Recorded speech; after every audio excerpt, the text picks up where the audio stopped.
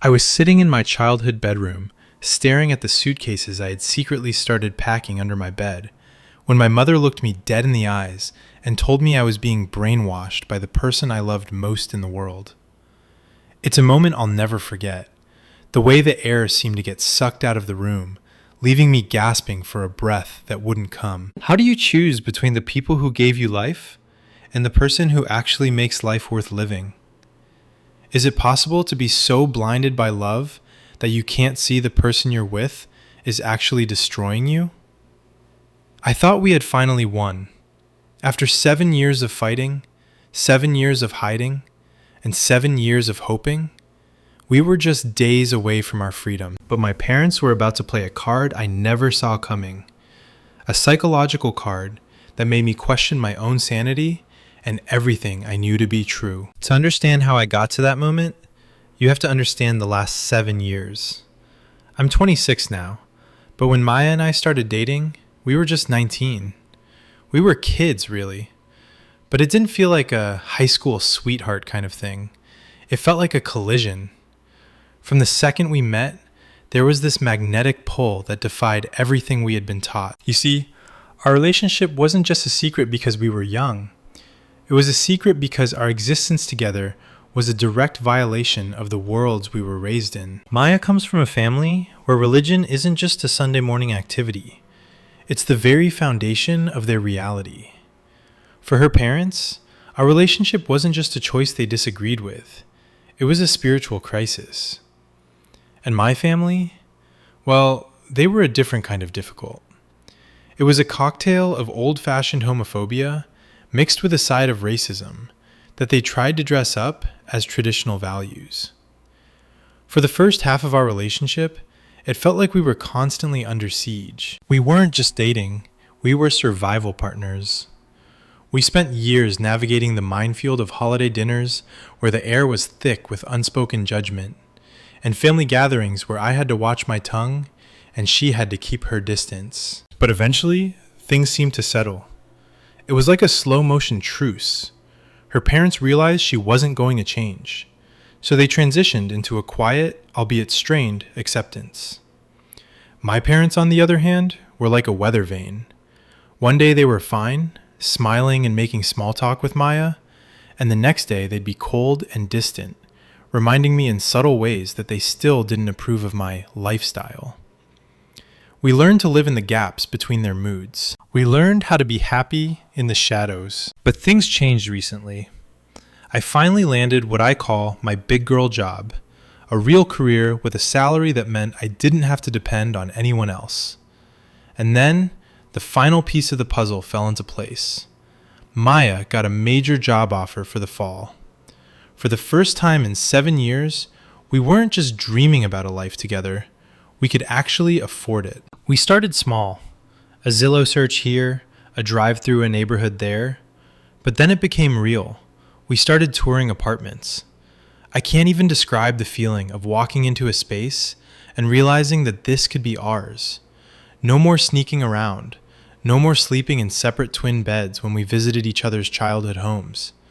No more living our lives according to someone else's rules. We found this one place, a little 2-bedroom with huge windows and a kitchen that smelled like possibilities. We stood in the empty living room, and for the first time in my life, I felt like I could finally breathe. Initially, we weren't going to tell our parents until the ink was dry on the lease. We knew it would be a thing, and we wanted to protect our peace for as long as possible. But as the move-in date got closer, the guilt started to eat at me. Despite everything, I love my parents. I wanted them to be a part of this milestone, even if it was just on the periphery. I thought, surely, after 7 years, they can see how happy she makes me. Surely, they'll see that I'm an adult now. So, I decided to tell them. I chose a night when things seemed calm. My mom was in the kitchen, and I sat down at the table, my heart hammering against my ribs like a trapped bird. I told her Maya and I were moving in together. I expected a lecture on morality. I expected a cold shoulder. I even expected her to cry. But I didn't expect what happened next. My mother didn't scream. She didn't get angry. Instead, she started rambling. It was this frantic, disjointed stream of consciousness about why this was a mistake. At first, it was the usual stuff, the logistics. How would we afford it?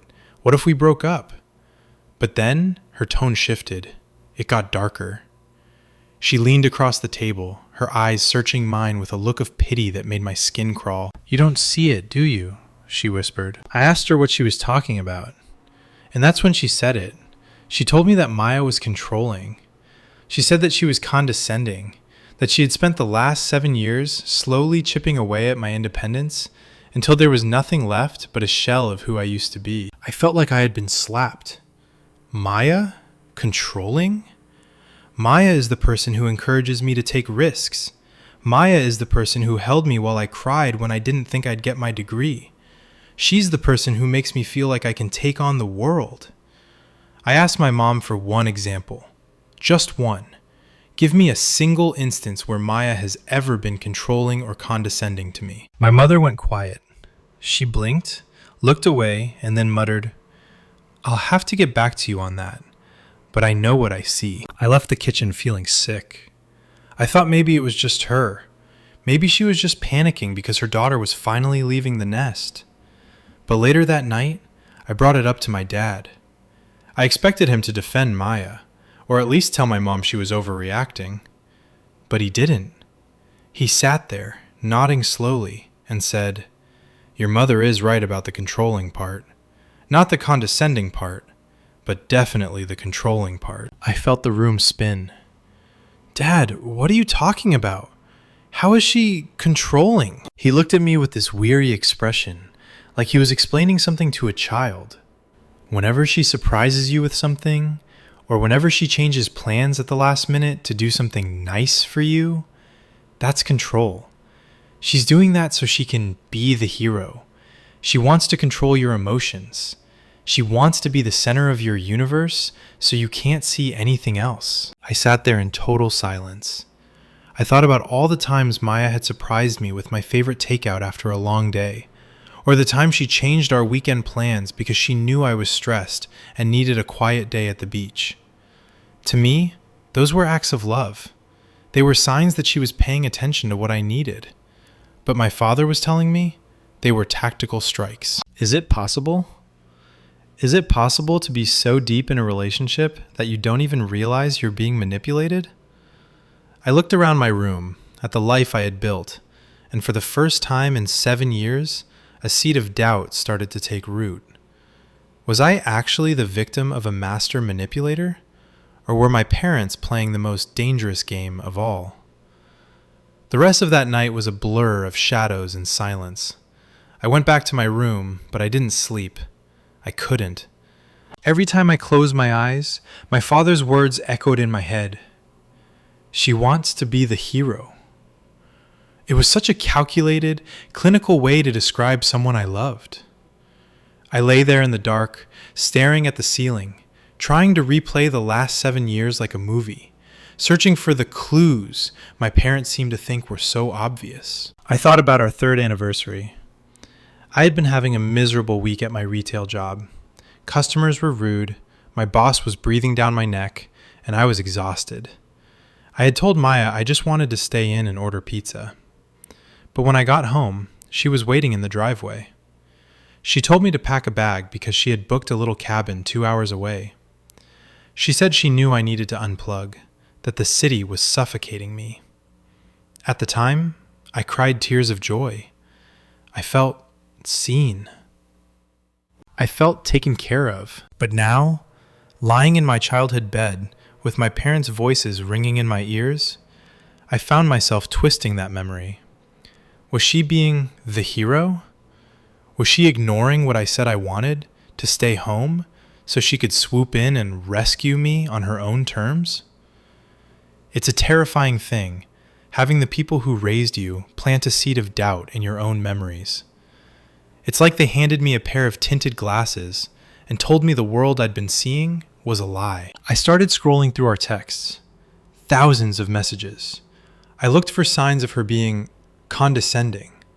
I looked for times she had put me down or made me feel small. I found nothing but, "I'm so proud of you. You've got this." And, I love you more than anything. But then I'd think, is that just part of the act? Is she just building me up so she can be the one to knock me down later? By 3 a.m., I was gaslighting myself. I was looking at the woman I wanted to spend the rest of my life with through the lens of my parents' prejudice, and it made me feel physically sick. I realized then how deep the roots of their influence really went. Even though I was 26, even though I had a career and a life of my own, I was still that little girl who wanted her parents to be right. I wanted them to be the protectors they were supposed to be. If they were right, it meant they were looking out for me. But if they were wrong, if they were lying, then it meant I was truly, utterly alone. The next morning, the house felt like a tomb. My mom was in the kitchen, humming a tune like nothing had happened, like she hadn't just tried to dismantle my entire reality over a cup of tea the night before. I didn't say a word. I grabbed my keys and headed to work, my head throbbing. Maya called me on my lunch break. Usually, hearing her voice was the highlight of my day. It was my reset button.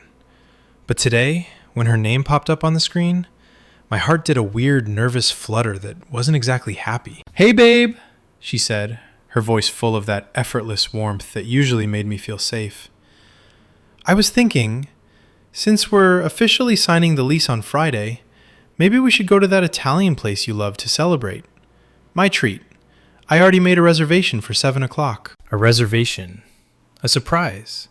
A treat. A cold shiver went down my spine. She's being the hero, my dad's voice whispered in the back of my mind. She's controlling the situation. She didn't even ask if you were free. Yeah, I stammered, my voice sounding thin and distant even to my own ears. That sounds great, Maya. Are you okay? She asked immediately. The concern in her voice was genuine. Or was it? You sound a little off. Rough morning? Just tired, I lied. A lot of paperwork. I'll see you later, okay? I hung up before she could say anything else. I sat in my car in the parking lot of my office building, my hands shaking on the steering wheel. I felt like a traitor. I felt like I was cheating on her just by thinking these things. But the doubt was a poison, and it was spreading fast. I knew I couldn't keep this in. I needed an outside perspective.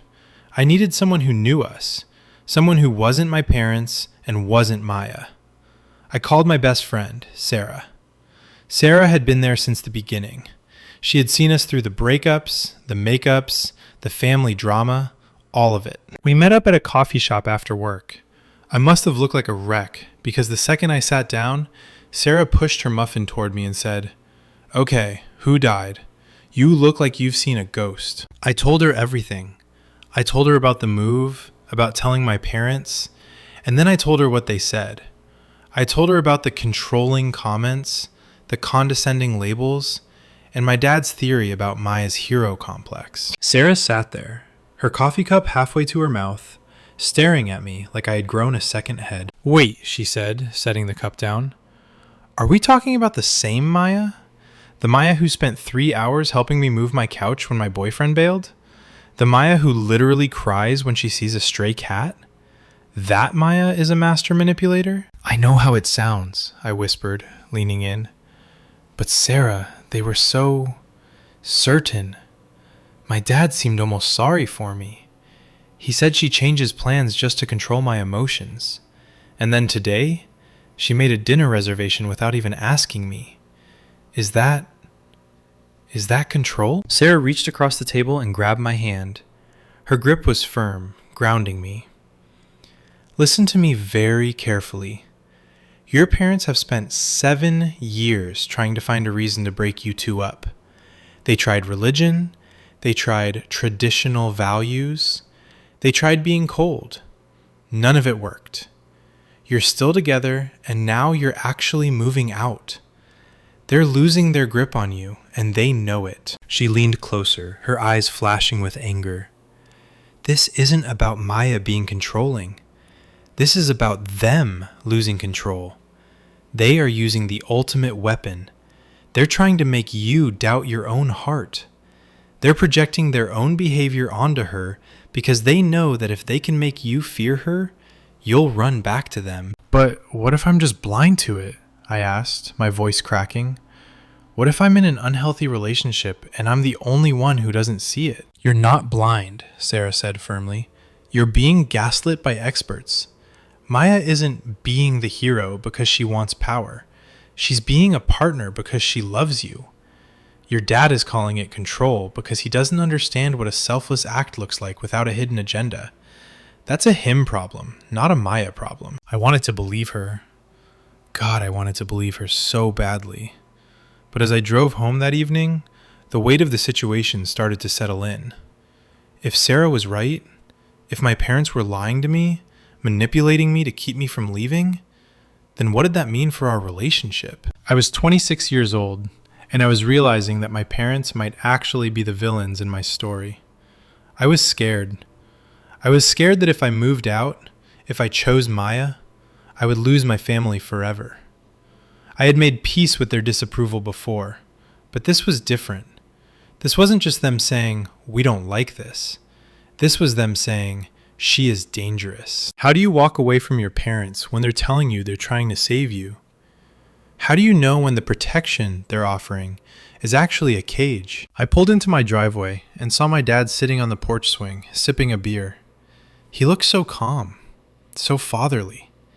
He waved at me, a small, sad smile on his face. My heart felt like it was being squeezed in a vice. I was at a crossroads. One path led to the life I had always dreamed of with Maya, a life of independence and love. The other path led back into the house, back into the safety of my family, but at the cost of my soul. And then, my phone buzzed in my pocket. A text from Maya. Just saw a set of teal plates that would look amazing in our new kitchen. Should I grab them? Can't wait for Friday.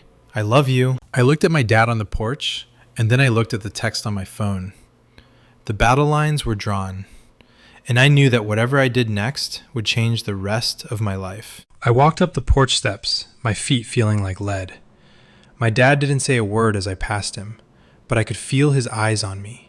That heavy, expectant gaze that always made me feel like I was 10 years old and in trouble for something I hadn't even done yet. Inside, the house smelled like roasted chicken and lemon floor wax, the comforting sense of my childhood that now felt like a suffocating blanket. My mom was at the stove, humming that same breezy tune. It was her "Everything is Fine" mask, the one she wore right before a storm broke. I tried to slip past her to my room, but she turned around, a wooden spoon in her hand, and gave me a soft, pitying smile. I thought about what you asked, honey, she said, her voice dropping into that low, conspiratorial tone she used when she was about to deliver a blow. About an example of her being condescending. My heart skipped a beat. Part of me wanted to run, to lock my door and blast music until the world disappeared. But the other part of me, the part that was still under their thumb, needed to know. Go ahead, I said, leaning against the counter, trying to look braver than I felt. Do you remember your graduation party? She asked. 2 years ago? We had everyone over, the whole family, the neighbors. You were so happy. I remembered it. It was a beautiful day, or at least it was supposed to be. I had just finished my degree, and for a few hours, it felt like I had finally proven myself. Maya spent the whole afternoon pulling you away from the guests, my mother continued, her eyes widening with feigned concern. Every time you were talking to your cousins or your aunts, she'd come up and whisper something in your ear, or tell you she needed help in the kitchen, or suggest you go take a breather in the backyard. She isolated you, sweetheart. She didn't want you connecting with your family because she knows we see right through her. She wanted you all to herself. That's condescending, acting like we aren't good enough for you to spend time with on your own big day. I stood there, stunned. I remembered that day vividly, but not the way she was describing it. I remembered my Aunt Martha making a joke about how it was a shame I was wasting my beauty on a woman. I remembered my cousin asking if I was still doing that phase. I remembered the way my chest had started to tighten, the familiar hum of an anxiety attack buzzing in my ears because the celebration felt more like a roast. Maya had seen it. She had seen me spiraling. She didn't pull me away, to control me. She pulled me away because she saw I was drowning.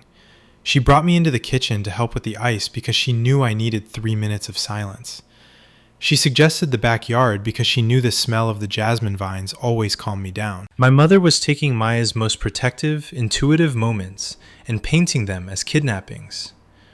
"She wasn't isolating me, Mom," I said, my voice trembling. "She was helping me. I was overwhelmed." "That's what she wants you to think," my mom countered instantly, stepping closer. "She creates the overwhelm so she can be the only one to fix it. It's a classic tactic. You were fine until she started whispering in your ear that you looked stressed. She made you stressed so she could rescue you." I felt a wave of vertigo. Was that true? Had I been fine? I tried to reach back into my memory, to feel the fineness, but all I could find was the memory of my mother's cold eyes across the lawn that day. I didn't answer. I couldn't. I retreated to my room and shut the door, collapsing onto my bed. I pulled out my phone and looked at the text about the teal plates. Should I grab them? "I love you." If Maya was truly this master manipulator, she was terrifyingly good at it. She was so good at it that even her evil acts looked like the kindest things anyone had ever done for me. But as I sat there, the weight of 7 years of my parents' subtle conditioning began to press down on me. They had raised me. They had protected me. They were the ones who were supposed to have my back. Why would they lie? What could they possibly gain by making me miserable? The answer Sarah gave me, control, felt too simple. It felt too movie villain. My parents weren't monsters. They were just my parents. But then I started thinking about the hero comment my dad made. She changes plans to be the hero. I thought about the move. We had planned this together. We had looked at the apartments. But then I realized Maya was the one who found the listing for the place we loved. She was the one who set up the tours. She was the one who encouraged me to apply for the higher paying job that made the move possible. My mind started spinning in circles. Was she leading me? Or was she supporting me? Is there even a difference when you're in love? I decided I needed to test it. I needed to see if Maya would react the way a controller would react if things didn't go her way. I texted her back. "Hey, about those plates. I actually don't really like teal. Can we look for something else? Maybe just plain white?" It was a small thing, a tiny, insignificant deviation from her suggestion. If she was controlling, if she needed to be the one making the decisions, she'd push back, right? She'd tell me why teal was better. She'd condescend and tell me I didn't have an eye for decor. I stared at the screen, my heart thumping. 1 minute passed. 2. My phone buzzed. "Oh, totally fine, babe. White is classic and we'll go with everything anyway. Let's go shopping together this weekend and find a set we both love. No rush at all. Love you." I let out a breath I didn't even know I was holding. There was no pushback, no manipulation, no hero complex. Just cooperation. I felt a surge of relief, followed immediately by a burning sense of shame. I was testing the woman who loved me because my parents, who had spent years making me feel less than because of who I loved, told me she was the problem. But the relief didn't last long, because even if Maya wasn't the monster they said she was, the problem remained. My parents believed she was, or they wanted me to believe it. And as long as I lived under this roof, I was breathing in their poison every single day. I realized that night that I wasn't just moving out of a house. I was moving out of a psychological war zone. My parents weren't just unhappy about us dating anymore. They had weaponized their concern. They had turned their love for me into a cage, and they were using my own insecurities as the lock. The realization was heartbreaking. It meant that the truce of the last few years had been a lie. They hadn't been accepting us. They had been waiting. They had been waiting for the moment I tried to truly leave. And now that the moment was here, they were pulling out the heavy artillery. I didn't come out for dinner. I stayed in my room, listening to the muffled sounds of them eating downstairs, the clinking of silverware, the low murmur of their voices. I felt like a prisoner in a house I used to call home. I knew what I had to do. Friday was 3 days away. On Friday, we were signing that lease. On Friday, I was getting the keys to my new life. But the thought of those 3 days felt like an eternity. I was terrified that if I stayed here, they would find another way to get inside my head. They would find another example, another twisted memory, another reason for me to doubt the only good thing I had. I picked up my phone and called Maya. "Hey," I whispered, my voice thick with unshed tears. "Hey, you," she said, her voice immediately dropping into that protective, soft tone. "What's wrong? I can hear it in your breath." "I can't stay here until Friday," I said, the words spilling out of me. "I need to leave. Now. Tonight. Can I come over? Can I stay at your place until we move?" There was a pause. A brief, silent moment where I wondered if she'd ask a million questions, if she'd tell me I was being dramatic, if she'd try to be the hero. "I'm leaving now," she said firmly. "I'll be at the end of your street in 10 minutes. Pack a bag, just the essentials. We'll get the rest later. I've got you, okay?" "Okay," I sobbed. "Okay." I moved fast. I grabbed a duffel bag and shoved in whatever I could find. Clothes, my laptop, my toothbrush. I didn't care about the rest. I just needed to get out. I felt like I was escaping a burning building. I zipped the bag and crept toward my door. But as I reached for the handle, it turned from the other side. My father was standing there. He didn't look angry.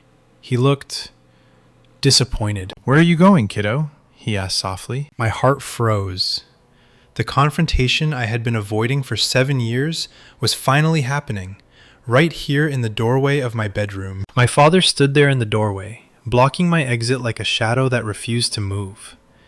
He didn't look like the villain my best friend had described. He looked like the man who had taught me how to ride a bike, the man who had held my hand when I was afraid of the dark.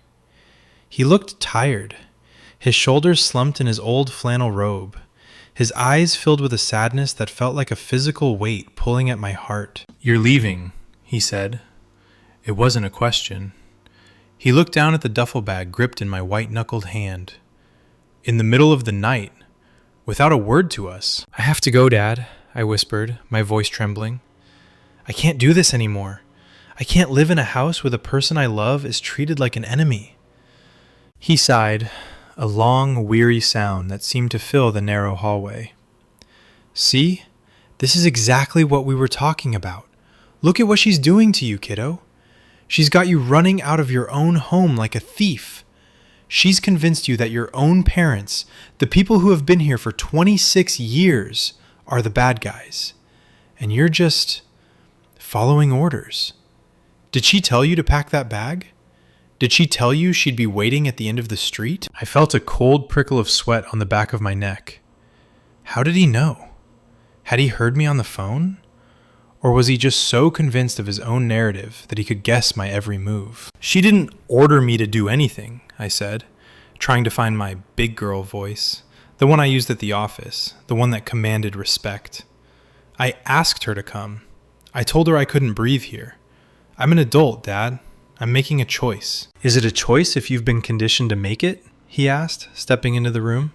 He didn't raise his voice. He kept it low and steady, the voice of a man who thought he was being the only rational person in the room. "She's isolated you from us for years. She's made herself the only person you can turn to. And now, the second we try to warn you, she's rescuing you. She's the hero again, isn't she? And we're the monsters who made you cry." He reached out, his hand hovering near my shoulder, but I flinched away. The look of hurt that flashed across his face was almost enough to make me drop the bag. Almost. "You're not monsters, Dad," I said, the tears finally spilling over. "But you're not right about her. You've never been right about us. You spent 7 years waiting for us to fail, and when we didn't, you decided to invent a version of her that fits your prejudice. You're not trying to save me. You're trying to keep me." At that moment, my mother appeared behind him in the hallway. She didn't say anything, but her face was a mask of cold, silent judgment. She didn't look like she was losing a daughter. She looked like she was watching a strategic defeat. "If you walk out that door tonight," my father said, his voice finally losing its softness. Don't expect us to just sit back and watch you ruin your life. We love you, but we won't be complicit in this. If you choose her over your family, you're choosing a path we can't follow you on. The ultimatum, the one I had feared for a decade. It was finally out in the open, hanging in the air like a guillotine. I'm not choosing her over you, I said, my voice finally steadying. I'm choosing me over your control. And if that means losing you, then you're the ones making that choice, not me. I didn't wait for a response. I shouldered my bag and pushed past him. My heart was hammering so hard I thought it might actually crack my ribs.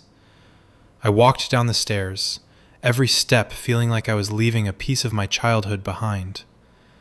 I passed the living room where we had opened Christmas presents, the kitchen where I had done my homework, the hallway lined with photos of a perfect family that didn't exist anymore. I opened the front door, and the cool night air hit me like a splash of cold water. It was quiet. The kind of suburban quiet that usually felt peaceful, but tonight felt eerie. I didn't look back. I knew if I looked back, I'd see them standing in the doorway, and I might lose my nerve. I ran down the driveway, my sneakers hitting the pavement with a rhythmic thwack, thwack, thwack. I reached the end of the street, and there she was. Maya's silver sedan was idling under a street lamp, the headlights cutting through the darkness. The second I reached the car, the door flew open. Maya didn't say a word. She just grabbed me, pulling me into a hug so tight I could feel her heart beating against mine. She smelled like peppermint, and the laundry detergent we both liked. The smell of home. I've got you, she whispered into my hair. I've got you. You're okay. I climbed into the passenger seat and burst into jagged, ugly sobs. The adrenaline was leaving my system, replaced by a hollow, aching grief. I had done it. I was out. But the cost felt astronomical. Maya reached over, taking my hand in hers, her thumb tracing circles over my knuckles. She didn't ask what happened. She didn't try to be the hero by making a big speech about how she'd protect me. She just sat there in the silence, letting me cry, letting the engine hum, waiting until I was ready. They think you're a monster, I choked out eventually, wiping my eyes with the back of my hand. They think you're manipulating me. They think this, me leaving, is your plan. Maya looked out the windshield, her jaw set. I know, she said quietly. I've known for a long time that they'd try this. When people can't control you anymore, they try to control how other people see you. It's the only power they have left. She looked at me then, her eyes soft but incredibly focused. I'm not going to tell you they're wrong because I want to win an argument. I'm going to show you they're wrong by giving you the space to be whoever you want to be. Even if that means you decide tomorrow that you need to go back there. I'll drive you back myself if that's what you want. Because that's what love is. It's not a cage and it's not a script. It's just being there. We drove to her apartment in total silence. I stared out the window at the passing streetlights, feeling like I was in a dream. When we got there, she led me inside, made me a cup of tea, and tucked me into her bed. She didn't push for details. She didn't try to make it about her. She just existed beside me. But as I lay there in the unfamiliar room, staring at the shadows on the wall, the fear didn't go away. Friday was still coming. We were still supposed to sign that lease. We were still supposed to start our life. And I knew my parents weren't done. They weren't the type to just let go. My father's words, "If you choose her, you're choosing a path we can't follow you on," echoed in my mind like a curse. I was 26, I had a job, I had a partner, and I had a future. But for the first time in my life, I realized that being an adult didn't mean you finally had all the answers. It just meant you were finally responsible for the consequences of your questions. Was I really free? Or was I just between two different types of gravity, waiting to see which one would break me first? The next 3 days were the longest of my life. I went to work, I went through the motions, but I lived in a state of constant hypervigilance. I expected my phone to explode with angry texts. I expected my parents to show up at my office. I expected something. But there was nothing. Total radio silence. And in some ways, that was much, much worse. It felt like they were mourning me while I was still alive. It felt like they had already decided I was gone. Then Thursday night arrived, the night before the move. I was sitting on Maya's couch, looking through a folder of lease documents when my phone finally buzzed. It was a message from my mother. No hello, no how are you, just a single image. It was a photo of a box. My box. The one I had kept in the back of my closet for years, filled with old journals, my baby blanket, and the letters Maya had written me when we were long distance in college. The box was sitting on the curb in front of our house, next to the trash cans. And underneath the photo, one sentence. If she's your everything now, you won't need these memories. My blood ran cold. This wasn't just a disagreement anymore. This was a scorched earth policy. My parents were literally throwing my life away to prove a point. I looked at Maya, who was in the kitchen humming as she packed a box of spices. She looked so happy, so hopeful. She didn't see the war that was still raging. I had a choice to make. I could ignore the text and keep moving forward, or I could go back one last time and face the people who were trying to burn my bridge to the past. What would you do? Would you let the memories go to save your future? Or would you go back for one last fight? The image on my phone screen felt like a physical blow to the stomach. It wasn't just a box. It was my history. That baby blanket had been with me through every childhood nightmare. Those journals contained the raw, unfiltered evolution of my soul, from a confused teenager to the woman I was today. And the letters from Maya? Those were the physical proof of our survival. To see them sitting on the curb next to a heap of grass clippings and coffee grounds was a level of cruelty I didn't think my mother was capable of. She wasn't just throwing away trash. She was trying to delete me. She was saying that if I didn't exist on her terms, I didn't deserve to exist at all. I felt a hot, prickly heat crawl up my neck. For years, I had been the good daughter.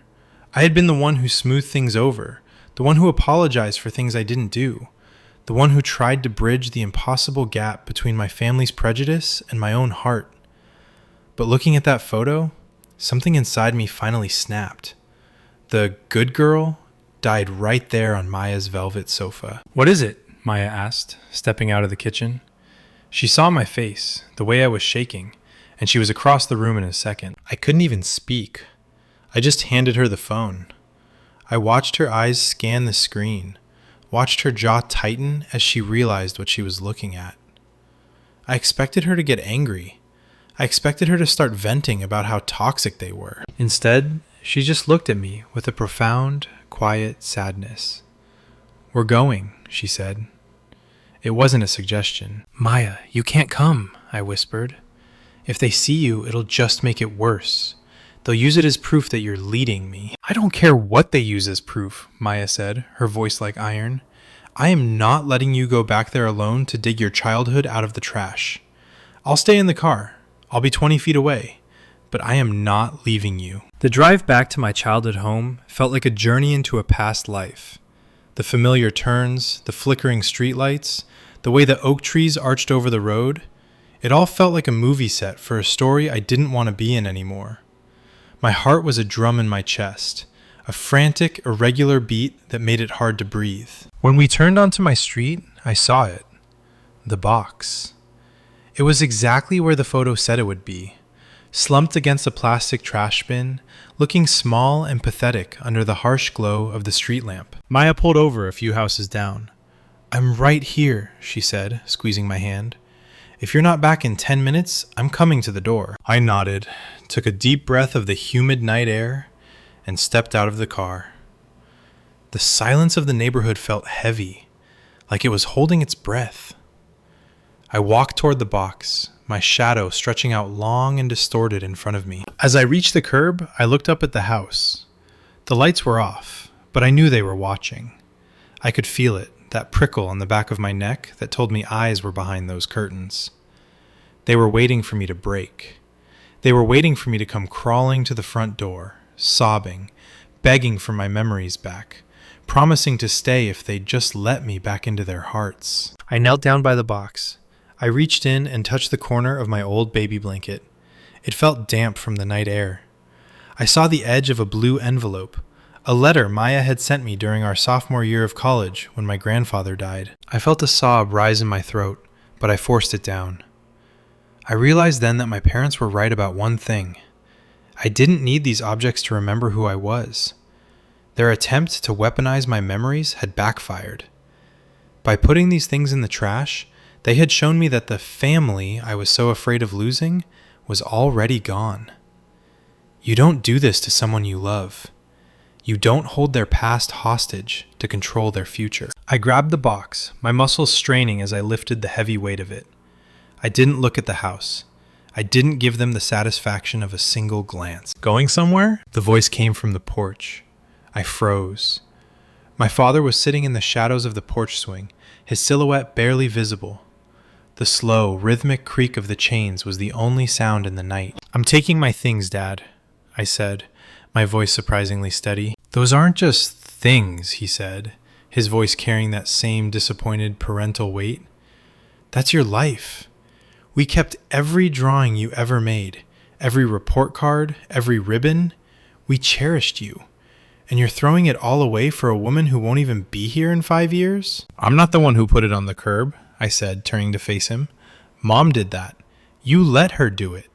You're talking about how much you cherished me while I'm standing over a trash can. Do you even hear yourselves?" He stood up, walking to the edge of the porch. The light from the street lamp caught his face. He looked older than he had 3 days ago, more bitter. "We did it to show you the reality of your choices. You want to be an adult? You want to be independent? Then be independent. But don't expect to keep the comforts of the home you've betrayed. You can't have both." "I don't want both anymore," I said. And for the first time in 7 years, I meant it. I thought I did.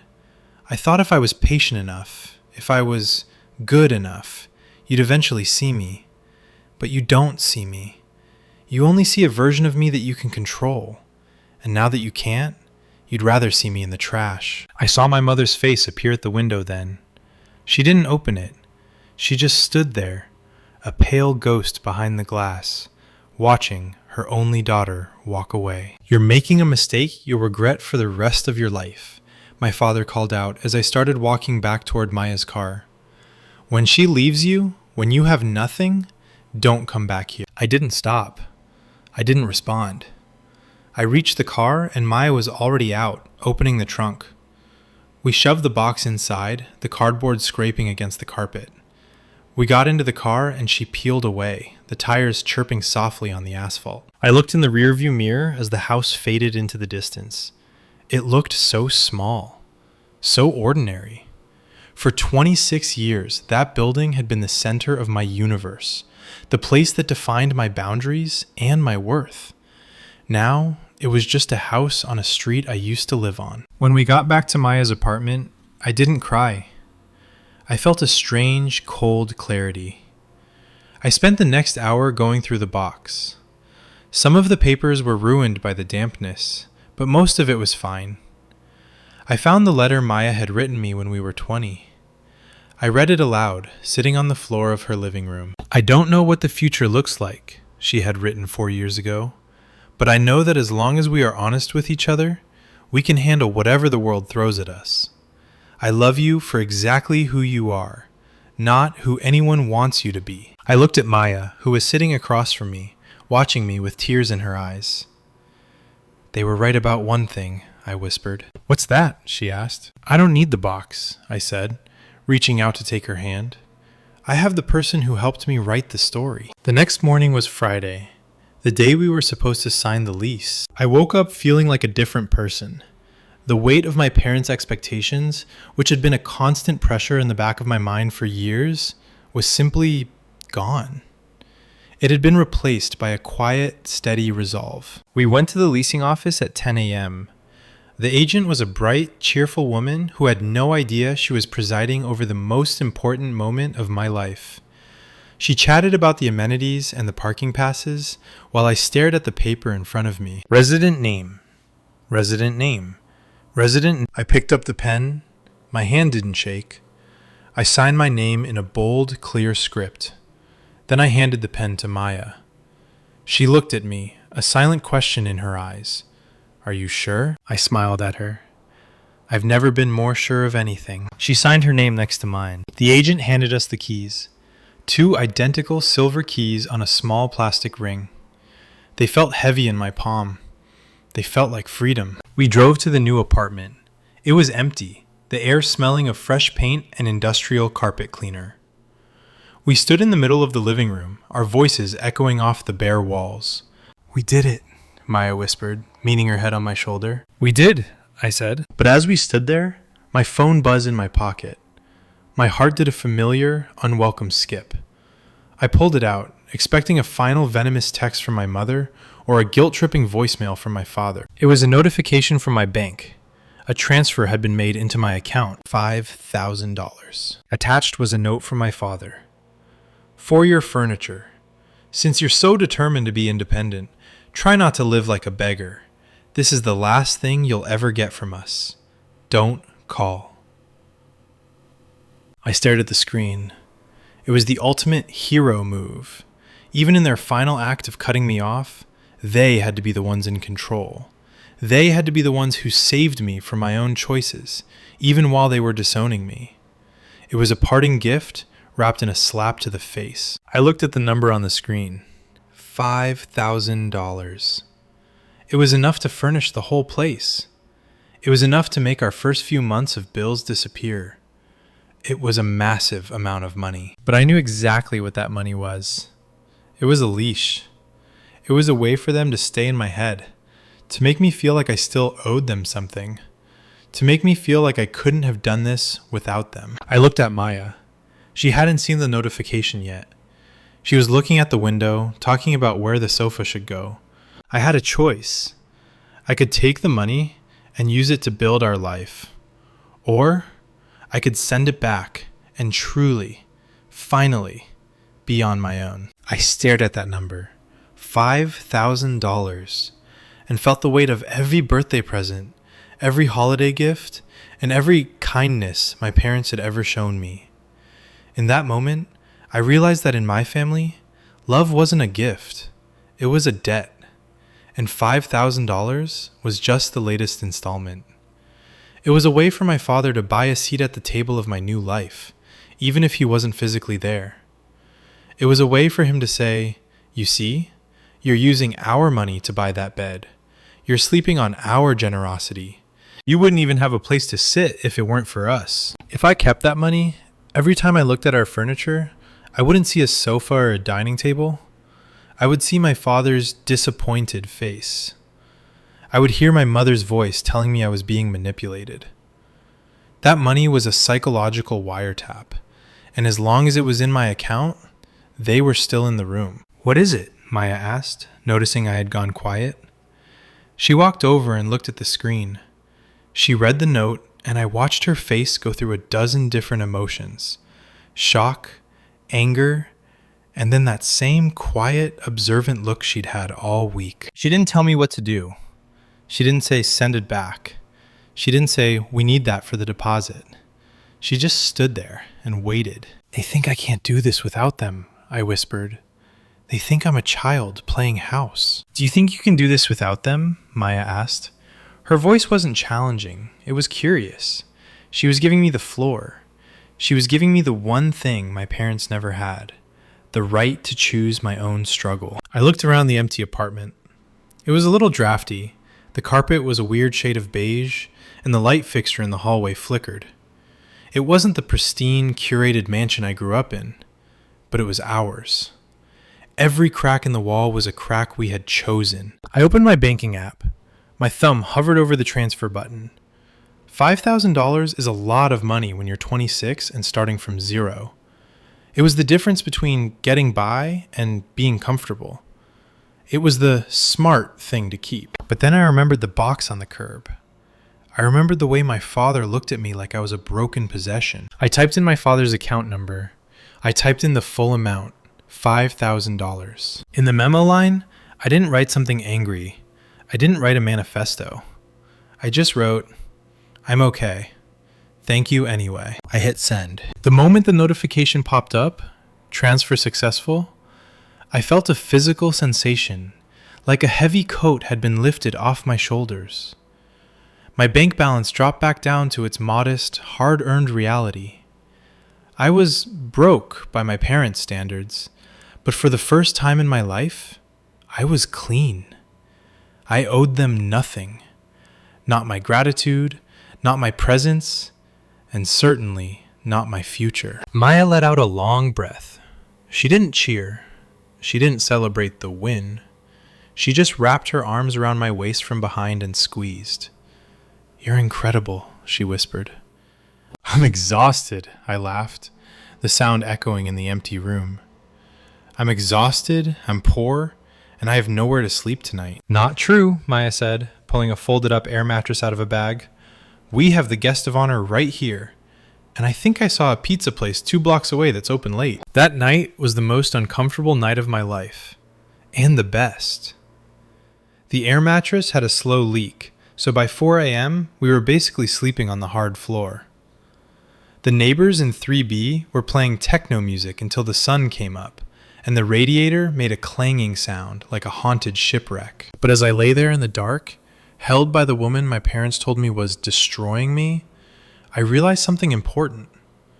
My parents weren't just wrong about Maya. They were wrong about me. They thought I was fragile. They thought that by taking away their support, they would watch me shatter. They didn't realize that they were the ones who had been making me fragile all along. By trying to protect me from the world, they were really just protecting their own power over me. Leaving isn't just about moving your body from one house to another. It's about moving your mind. The next few weeks were a whirlwind of the big girl life we had been dreaming of. We didn't have a sofa for a month.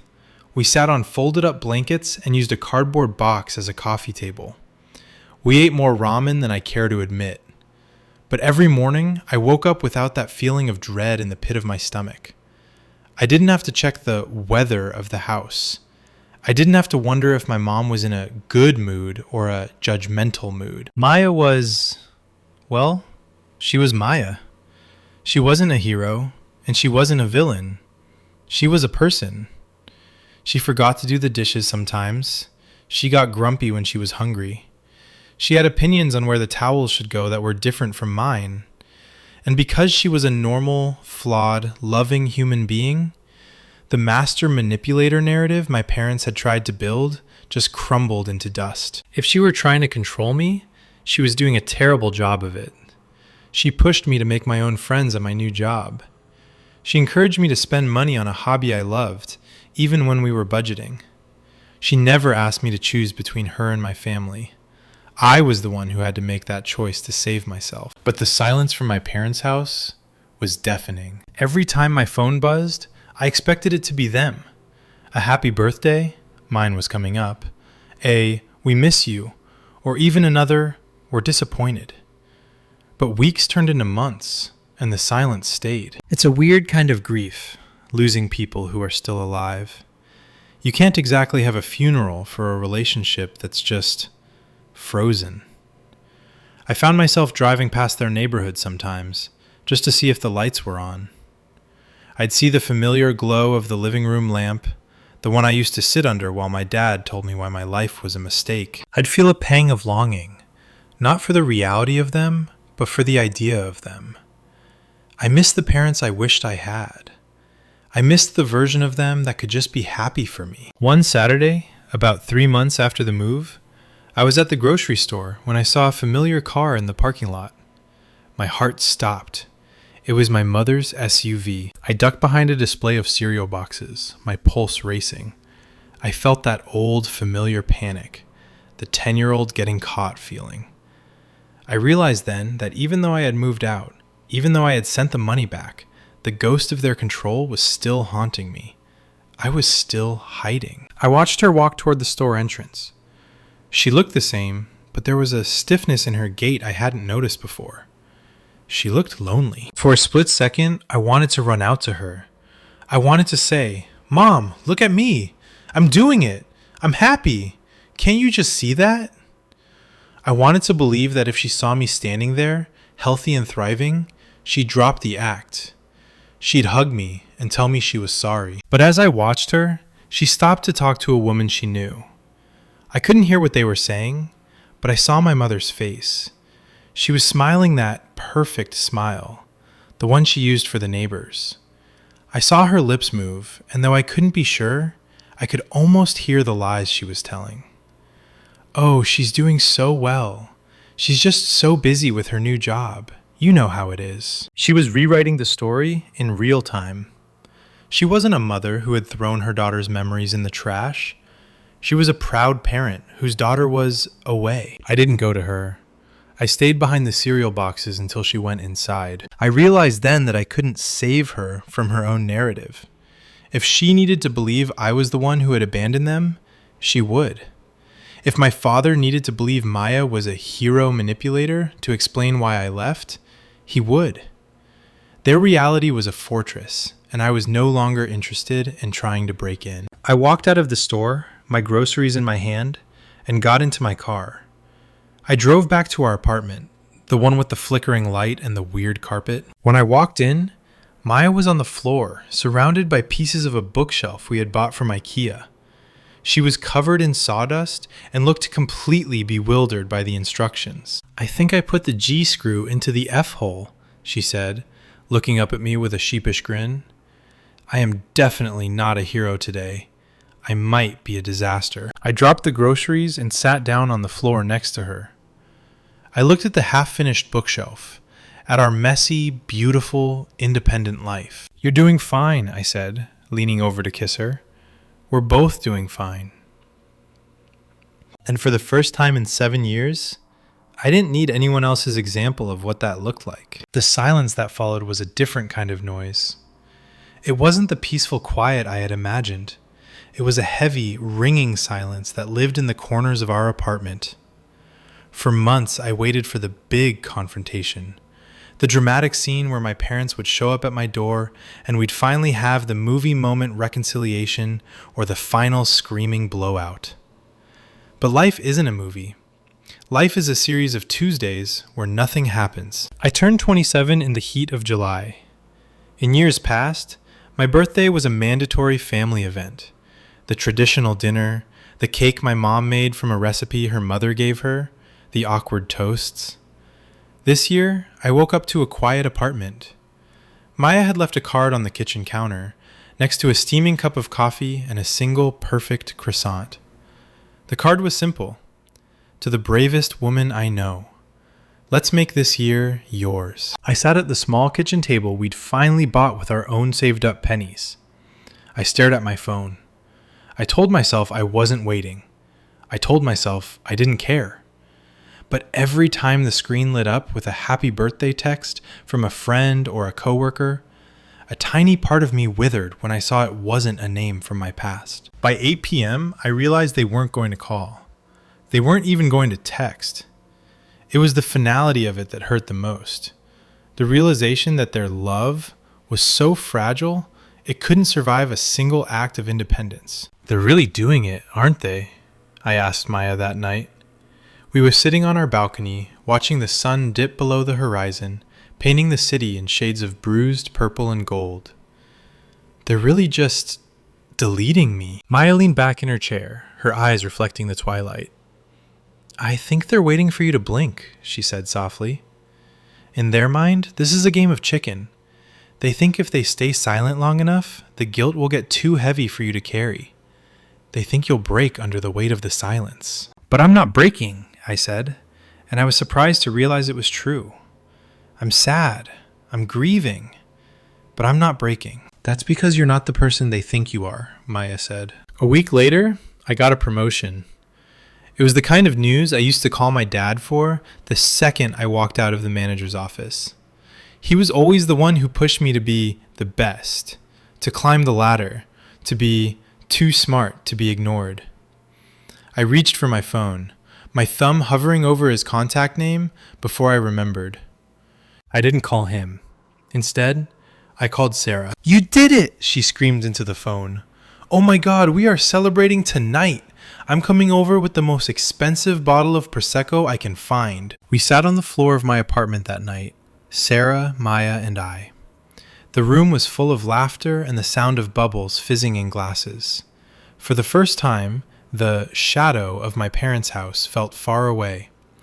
I realized that I was building a new family, a chosen family made of people who didn't demand I change my soul to earn their affection. But the real test came in November, just before Thanksgiving. I was at my desk at work when an email popped up.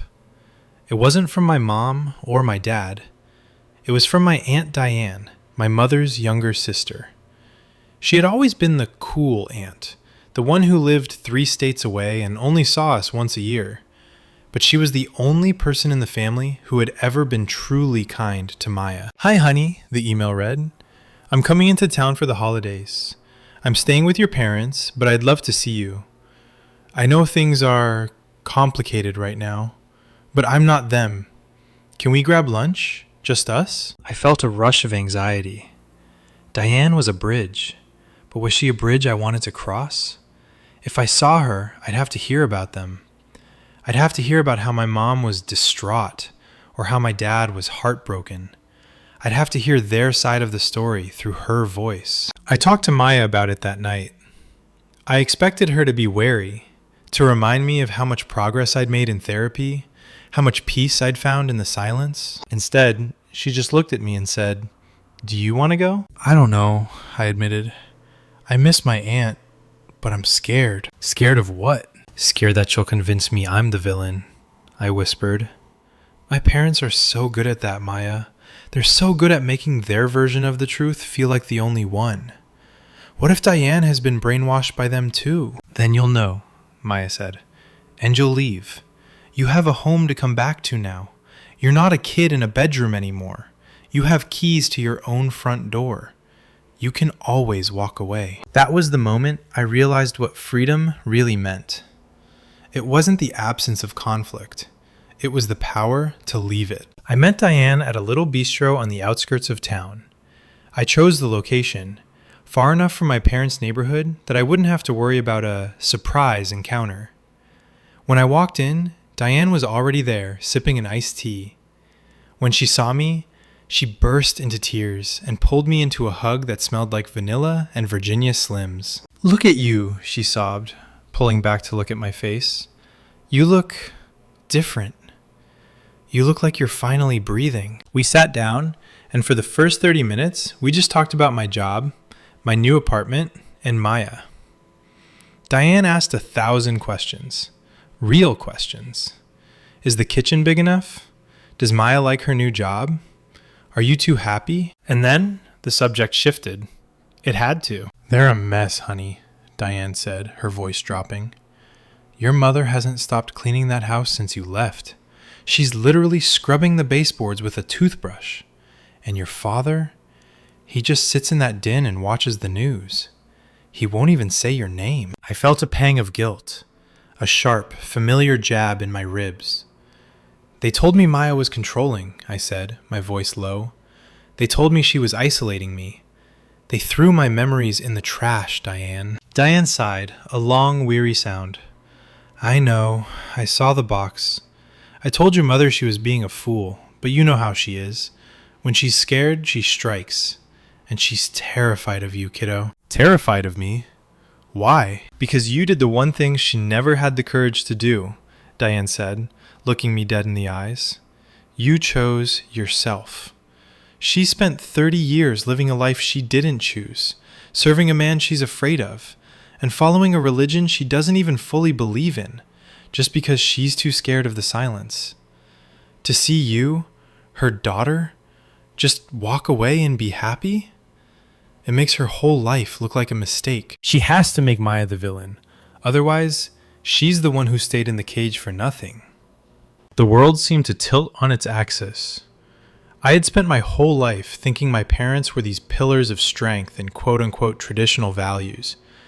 I never realized that their quote-unquote strength was actually just a fortress built out of fear. "They asked me to talk to you," Diane continued. "They wanted me to tell you that the door is open, but there's a catch. there's always a catch. What is it? I asked, though I already knew the answer. They want you to come for Thanksgiving, Diane said. But they told me to tell you that Maya wouldn't be comfortable there. They said it would be better for everyone if it was just the family. They said they want to heal, but they can't do it with her in the room. I felt a cold, familiar anger rising in my chest. It was the same old game. They weren't offering an olive branch. They were offering a leash. They wanted me to come back, to sit at their table, and to acknowledge that my life without them, the life I shared with Maya, didn't count. They wanted me to pretend she didn't exist for 4 hours so they could feel like they still had a daughter. What did you tell them? I asked. Diane smiled, a small, sad smile. I told them I'd deliver the message, but I also told them they'd better buy a very small turkey because my niece isn't a little girl anymore and she doesn't eat at tables where her heart isn't welcome. I reached across the table and squeezed Diane's hand. Thank you, I whispered. So, she said, wiping her eyes, what are you doing for Thanksgiving? I looked out the window at the gray November sky. I thought about Maya, who is probably at home right now, looking up recipes for vegan stuffing because she knew I wanted to try something new. I thought about our leaky air mattress, our cardboard coffee table, and the $5,000 I had sent back to stay free. I'm staying home, I said. I'm making my own dinner, with my own family. I left the lunch feeling lighter than I had in years. The bridge hadn't led me back to them. It had led me further away, but in the best possible way. I finally understood that I wasn't the one who was lost. They were. When I got home, Maya was sitting on the floor, surrounded by art supplies. She had decided we needed to make our own Christmas ornaments this year since we were starting from scratch. How was it? She asked, looking up. She saw my face and she knew. The turkey invitation? Yeah, I said, sitting down next to her. But I declined. I told her I already had plans with the person who actually likes me. Maya laughed and handed me a paintbrush. Good choice, although, full disclosure, I've already burned the first batch of cookies, so your new family might be a little incompetent in the kitchen. I'll take burnt cookies over a silent dinner any day, I said. As we sat there, painting little wooden stars and talking about the future, I realized that my parents' plan had failed. They had tried to use my own fear against me.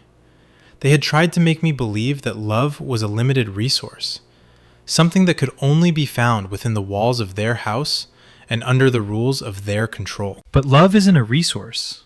It's a craft. It's something you build, piece by piece, even when you're tired, even when you're broke, and even when the people who were supposed to teach you how to do it are the ones trying to tear it down. I looked at the silver key on the counter, glinting in the afternoon light. It was just a piece of metal, but to me, it was the most valuable thing I owned. I have a question for you, watching this. Have you ever had to choose between the people who raised you and the person who actually knows you? Have you ever had to realize that your safety net was actually a cage? It's the hardest thing I've ever done, but standing here on the other side, I can tell you, the air out here is worth the climb. What would you do in my shoes? Would you have taken the $5,000? Would you have gone to that Thanksgiving dinner just to keep the peace? Let me know in the comments. I read every single one, and I want to know if I'm not alone in this. And if you've been through something similar, or if you're still in the middle of your own fight for freedom, subscribe. We're all just trying to find our way home, and sometimes, home is a place you have to build for yourself.